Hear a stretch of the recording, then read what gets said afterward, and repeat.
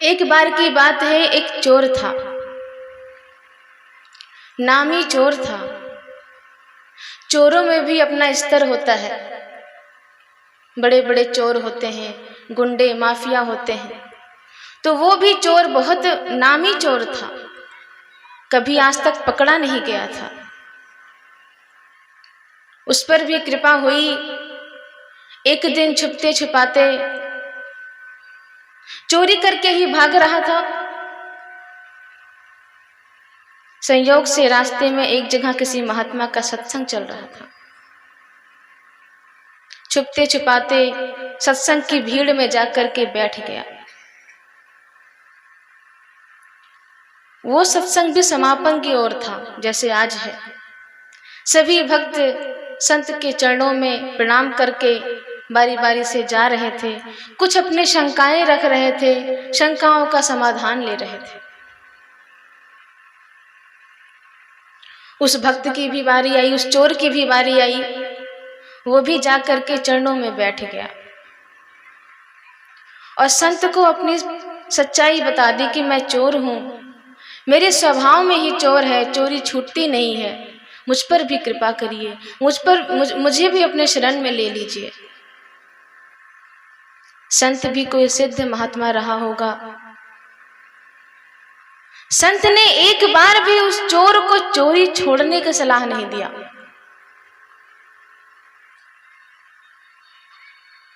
संत ने उसको पाप पुण्य का भय नहीं दिखाया। संत ने कहा मेरी सिर्फ 4 बातों का ध्यान रखना, बाकी जो करना है करो। हर क्षण मेरी 4 बातों को अपनी गांठ बांध लो, सदैव हृदय में रखो, दिमाग में बैठा लो। कौन सी 4 बातें महाराज? पहली बात ये कि कभी किसी गरीब के घर चोरी मत करना। दूसरी बात ये कि कभी झूठ मत बोलना। तीसरी बात ध्यान रखना कि जिसका नमक खाना, कभी उसके घर चोरी मत करना। और चौथी बात, सदैव ध्यान रखना कि तुम्हारी चोरी का इल्जाम, तुम्हारे अपराध का इल्जाम कभी किसी और के सर ना आए। इन 4 बातों का ध्यान रखना, बाकी जो जैसे रह रहे हो कोई बात नहीं, कोई बंधन नहीं। कितने सिद्ध संत थे, एक बार भी स्वर्ग नर्क का भय नहीं दिखाया। कोई पाखंड, कोई अंगूठी, कोई टोटका नहीं बताया, कुछ भी नहीं। उसने भी चरणों में प्रणाम किया, बातों को ध्यान में रखकर वहां से उस दिन चला आया। दूसरे दिन रात हुई। रात के समय में मन में विचार आया, चलो अपना काम करते हैं। चोरों का काम तो रात में ही होता है, और काम क्या, चोरी करते हैं। तो गुरुजी की पहली बात याद आई कि कभी किसी गरीब के घर चोरी नहीं करनी। अब इतनी रात में गरीब अमीर कौन देखे, आज राजा के घर में ही नंबर लगाते हैं, राजा के घर में ही चोरी करते हैं। महल के करीब पहुंचा तो देखा कि चारों ओर सैनिक तैनात हैं, प्रवेश करना तो मुश्किल है। तब उसने तरकीब निकाला। बढ़िया चमकीले वस्त्र पहने, आभूषण पहने और मुख्य द्वार से प्रवेश करने लगा। सैनिकों ने रोका, रुको, कहाँ जाते हो अंदर ऐसे, कौन हो तुम? चोर कहता है। चोर को दूसरी बात याद आती है गुरुजी की कि कभी झूठ नहीं बोलना है। उसने कहा मैं चोर हूं। सैनिक सहम जाता है, इतने अच्छे वस्त्र पहने हैं, ऐसे आभूषण पहने हैं, स्वयं को चोर बताता है। अब चोर थोड़े खुद को चोर बोलेगा। ये क्रोध में है, ये चिढ़ गया है, मैंने इससे परिचय पूछ लिया है, लगता है महाराज का कोई खास आदमी है, इसे जाने दो अंदर। आराम से अंदर चला गया। अब जितना उसके वश में था कीमती सामान, जो जो उसके हाथ में आया समेटना चालू किया। समेटते समेटते थम गया, थक भी गया और चोरी करते करते जब बोरी पूरी पोटली बांध ली तब उसको भूख लगी। रात में रसोई से गुजर रहा था, बढ़िया बढ़िया बढ़िया पकवान रखे थे, फल फूल सूखे मेवे, देखकर मुंह में पानी आ गया और खूब भोग लगाया रात में बैठकर। जब पूरा भरपेट खा लिया, अब बोरी के पास आया कि अब लेके निकलते हैं, अपना काम तो हो गया। तब गुरुजी की तीसरी बात याद आती है कि जिसका खाया है उसके घर चोरी मत करना। तो जितना सामान समेटा था वहीं छोड़ के वापस आ गया। सुबह हुई, महल की व्यवस्था कुछ बिगड़ी हुई थी, ध्यान दिया तो जगह जगह से सामान गायब था। ढूंढते ढूंढते राजा ही स्वयं बोरी के पास पहुंच गया तो पता चला सारा सामान तो बोरी में है। लेकिन ये बात तो है ना कि महल में कोई तो चोरी करने आया था, चोरी करने का प्रयास तो किया गया है। इतनी हिम्मत किसकी हुई कि महल में पहुंच भी गया, चोरी करने का प्रयास भी किया? चोरी तो हुई है। सैनिकों को आदेश दिया कि शहर में जितने भी चोर हैं सबको पकड़कर जेल में डाल दो।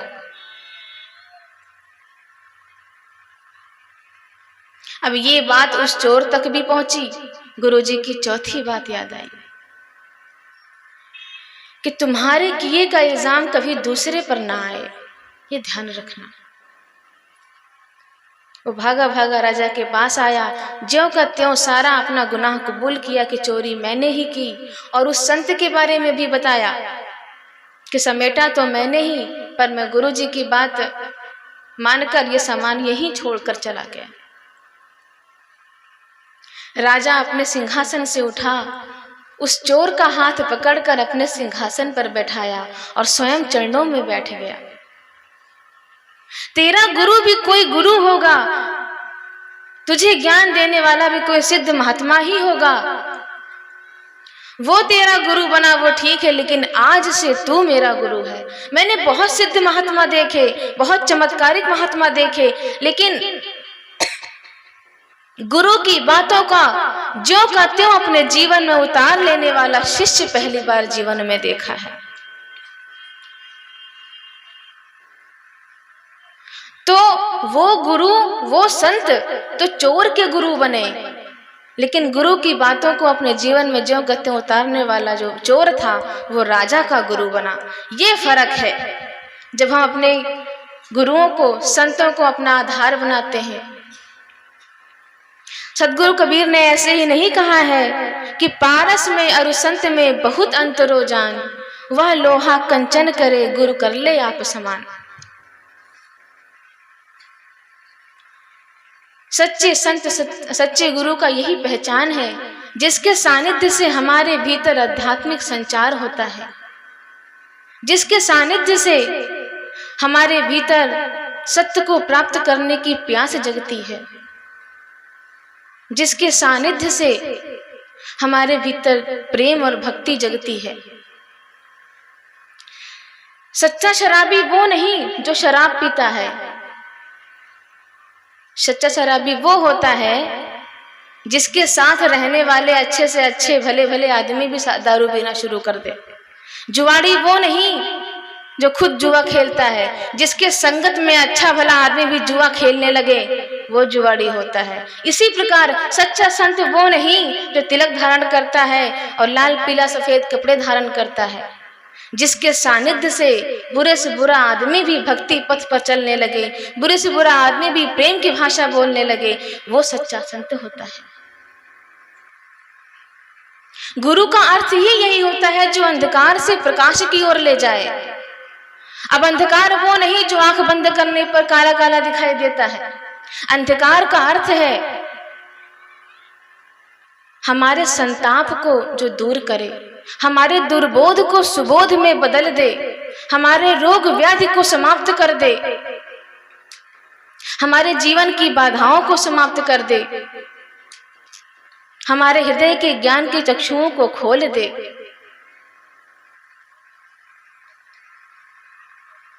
लेकिन हमने जो सांचा बना रखा है गुरुओं के प्रति, संतों के प्रति, वो ठीक नहीं है। हमें ऐसे ज्ञानी संत समझ में नहीं आते हैं।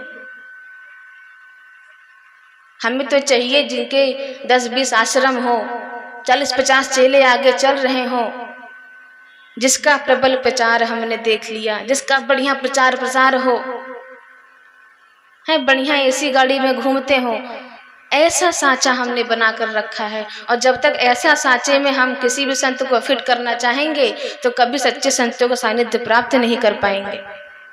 जो ज्ञान की बातें करे तो, शास्त्रों की बातें करे तो, लेकिन उसको अपने आचरण में उतारता भी हो, उसके जीवन में वो दर्शन दिखता हो। शास्त्रों की बातों को सिर्फ वो विचारों में ना रखे, माइक में बोले ही ना, उसके जीवन में भी दिखना चाहिए। जो वाणी से कुछ और, कर्म से कुछ और मन में कुछ और होता है, ऐसे दुर्जन आत्माओं के लक्षण होते हैं। जो मन से, वचन से, कर्म से अलग अलग होते हैं, वो दुर्जन आत्मा होती हैं। जिन्हें अपने सिद्धियों के अहंकार होता है, अपने प्रसिद्धि का अहंकार होता है, अपनी साधना का अहंकार होता है। मैं तो दुर्गा माता का पुजारी हूँ, मुझे दुर्गा माता दर्शन देती है, मेरे ऊपर तो काली माता आती है, मेरी तो सीधे हनुमान जी से बात होती है। ऐसे चमत्कारों के पीछे जब तक भागेंगे तब तक साधना हमारे जीवन में नहीं आएगी, सच्चे संतों का सानिध्य हम प्राप्त नहीं कर पाएंगे।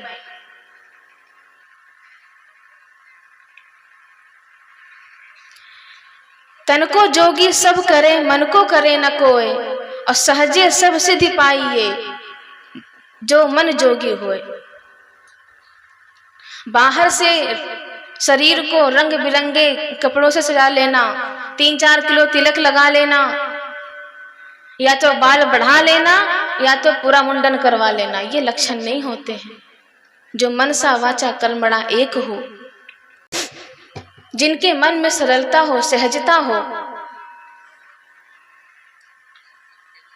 कितना भी कोई निंदा करे, कितना भी कोई सताए, कोई परेशान करे, सदैव सहज भाव में रहे, जिसके मन में निर्मलता है वही सच्चा संत है। मन को लेकर एक बहुत सुंदर सी पंक्ति है। मन से बड़ा बहरूपी ना कोई, पल पल रचता स्वांग निराले। माया ममता में उलझा रहे वो, पड़ जाए जो मन के पाले। मन के बहकावे में ना मन राह भुलाए, भ्रम में डाले। तू इस मन का दास न बन, इस मन को अपना दास बना ले। मन है शरीर के रथ का सारथी, रथ को चाहे जिधर ले जाए। इंद्रियां है इस रथ के घोड़े, घोड़ों को विषयों की ओर भगाए। आत्मा और शरीर के बीच में, आत्मा और शरीर के मध्य में, ये मन अपना खेल दिखाए। मन को वश में कर ले जो योगी, वो इस रथ से मोक्ष को जाए। मन को वश में जो कर ले प्राणी, वो इस रथ से अनंत को जाए। माता शबरी ने कौन सी सिद्धि प्राप्त की थी? कुछ नहीं। लोग कितना चिढ़ाते थे, कितना हंसते थे। कोई सिद्धि, कोई साधना नहीं जानती थी, कोई नियम व्रत पूजा नहीं जानती थी, लेकिन मन की निर्मलता थी, जो श्री राम स्वयं चलकर उनके द्वार पर दर्शन देने आ गए। मन मैला तन उजरा, बगुला कपटी अंग, और तासो तो कौवा वाला, जो तन मन एक रंग। सदगुरु कबीर कहते हैं कि जो मन से मैला, मन से जटिल है, बेईमान है, नफरत भरी है, अहंकार भरा है, जातिवाद भरा है, भेदभाव भरा है, ऊंच नीच भरा है, मैं बड़ा हूं वो छोटा है। ऐसा जब इन सब में इतनी छोटी मोटी बातों में जो फंसा हुआ है वो स्वयं तो मुक्त हो ही नहीं सकता, वो आपको कैसे मुक्त करेंगे। थोड़े समय पहले तो आपने कितना कुछ देखा होगा, अच्छे अच्छे बड़े बड़े महाराजों के मुख से जो एक ही मिनट में तनबना जाते हैं। जब राम मंदिर का केस चल रहा था तो भूमि पूजन का, उद्घाटन का, तो छलावा नहीं होना चाहिए, मन साफ होना चाहिए। जहाँ हृदय सच्चा होता है, साफ होता है, परमात्मा वहीं वास करते हैं। बाहर की उपलब्धियां ये तय नहीं करती हैं कि कौन सा संत कितना सच्चा है, कौन सा संत कितना सिद्ध है। ये भौतिकता सिद्ध नहीं करती हैं, उनका ज्ञान, उनकी विनम्रता, उनकी साधना ही ये तय करती है। समय समय पर इस धरती पर संतों महापुरुषों का आगमन होता रहता है, जो समाज को जागृत करते हैं, सच्चा दर्शन समाज के सामने रखते हैं, उनके भीतर आध्यात्मिकता जागृत करते हैं, सच्ची बात रखते हैं। जो गलत सलत धर्म ग्रंथों में कुछ भी लिखा पढ़ा गया है, रूढ़िवादी विचारों का खंडन करके सही बातें जब आपके सामने रखी जाती है, जिन संतों ने, जिन महापुरुषों ने रखा, इतिहास गवाह है कि ऐसे संतों महापुरुषों की निंदा बराबर की गई है। ये दुर्जन लोग उनके खिलाफ षड्यंत्र रचते हैं, उनकी निंदा करते हैं, उनके खिलाफ साजिश रचते हैं। क्यों? ताकि समाज इनसे टूटे और समाज जागरूक ना होने पाए। इतिहास गवाह है कितनी कठिनाइयां सहनी पड़ी हैं, चाहे वो राम हो, कृष्ण हो, बुद्ध हो, महावीर हो, कबीर हो, मीरा हो, शबरी हो, सबको प्रताड़ना दी गई, सबकी निंदा की गई, सबको परेशान किया गया। और छोटा मोटा कलंक नहीं लगाते हैं, जब कुछ नहीं बिगाड़ पाते हैं तो सीधा चरित्र पे वार करते हैं। तब समाज और संत के बीच में खाई खुद जाती है और फिर ये एक नहीं हो पाते हैं, हमारा समाज बदल नहीं पाता है, हम जाग नहीं पाते हैं, वही पाखंडवादी विचारों में, रूढ़िवादी विचारों में फंसे रह जाते हैं। लेकिन कबीर साहब क्या कहते हैं कि कबीरा निंदक ना मिलो पापी मिले हजार, और एक निंदक के माथे पर लाख पापिन को भार। कबीर साहब सलाह देते हैं कि कोई कितनी भी निंदा करे, हमें उसके बहकावे में नहीं आना है। किसी के भीतर कोई सद्गुण हो उसे स्वीकार करके अपना कल्याण कर लेना है। जो निंदा करता है, जो दुर्जन व्यक्ति होते हैं, उसके सर पर लाखों पापियों के पापों का भार होता है अकेले। वो तो जहां डूबेगा डूबेगा, हमें अपने पथ से भटकना नहीं है। जब मीरा के चरित्र पे वार किया गया, लोग उनसे नहीं टूटे होंगे, लेकिन बाद में कितने जुड़ गए। कृष्ण को जब छलिया कहा गया, चोर कहा गया, रणछोड़ कहा गया, तो क्या समाज उनसे टूटा नहीं होगा? लेकिन बाद में कितने जुड़ गए। जब माँ जानकी के बारे में उल्टी सीधी बातें की गई, राम को उनका परित्याग करना पड़ा, उनसे भी लोग टूटे थे। लेकिन आज कितनी पूजनीय है हर किसी के हृदय में कि हर किसी स्त्री को उनकी उपमा दी जाती है कि उनके जैसा होना चाहिए। बुद्ध भगवान क्या कहें उनका, तो इतना बड़ा राजपाट होते हुए राजकन्या जो सुंदरी उनकी पत्नी थी यशोधरा, उसका त्याग करके वो जंगल में आया सत्य के मार्ग पे चलने के लिए, बुद्धत्व प्राप्त किया, समाज को भी जगाने का प्रयास किया। तो दुर्जन आत्माओं को ये पच नहीं रही थी बात, तो वैश्या से उनको जोड़ दिया। अरे उन पर लांछन लगाने की थोड़ी तो अक्ल रखते। जो राजकन्या इतनी सुंदरी पत्नी को छोड़कर आया है बुद्धत्व प्राप्त करने के लिए, वो वैश्या के साथ ऐसा दुष्कर्म करेंगे? वैश्या से लेकर के उनको जान से मारने तक का प्रयास किया गया। लेकिन क्या उन्होंने अपनी विनम्रता को छोड़ा, अपने भीतर की करुणा को छोड़ा, लोगों को जगाना छोड़ा? बिल्कुल नहीं। अपने रास्ते से वो एक पल के लिए भी नहीं हटे।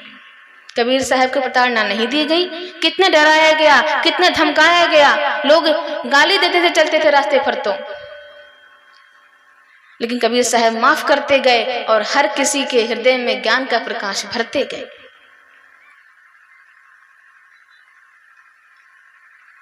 महावीर, संत महावीर को भी लोगों ने नहीं छोड़ा, अपने ही आश्रम में लोग उनके खिलाफ खड़े हो गए। तो इन सब से समाज उस समय टूटा होगा, लेकिन सब नहीं टूटते हैं ना, जो लल्लू पंजे होते हैं वही टूटते हैं। आज कितने करोड़ लोग उनसे जुड़ गए। कबीर को बदनाम करने वाले, कबीर को परेशान करने वाले आज किस नीच नरक में होंगे, किस नीच योनि में होंगे मुझे तो पता नहीं, लेकिन कबीर साहब आज भी ज्ञान के पथ प्रदर्शक हम सबके हृदय में विद्यमान हैं। बुद्ध को कितनों ने बदनाम किया, किस नीच खानी में है मुझे पता नहीं, लेकिन बुद्ध आज भी देश विदेश में करुणा की मूर्ति बनकर हर किसी के हृदय में विद्यमान है। कृष्ण को तो आज भी लोग नहीं छोड़ते हैं, रसिया छलिया कह के कितने नाच नौटंकी करते हैं उनके नाम पर, लेकिन आज भी कृष्ण हर किसी के हृदय में योगी के रूप में, ज्ञानी के रूप में, प्रेम का केंद्र बनकर हर किसी के हृदय में विद्यमान है। तो लोग ऐसे परेशान करेंगे तो क्या करोगे? धर्म का रास्ता छोड़ दोगे? महलों में पली बन के जोगन चली, कितने बड़े घर की वो बधूटी थी मीराबाई। संतों के संग जब बैठ कर सत्संग करती थी, भजन करती थी, तो लोग उनके चरित्र पर उंगली उठाते थे। तो क्या भजन छोड़ दिया उन्होंने?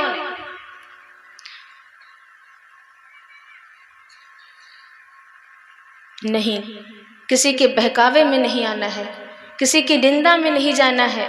किसी की निंदा कोई करे तो बातों में उसके नहीं फंसना है।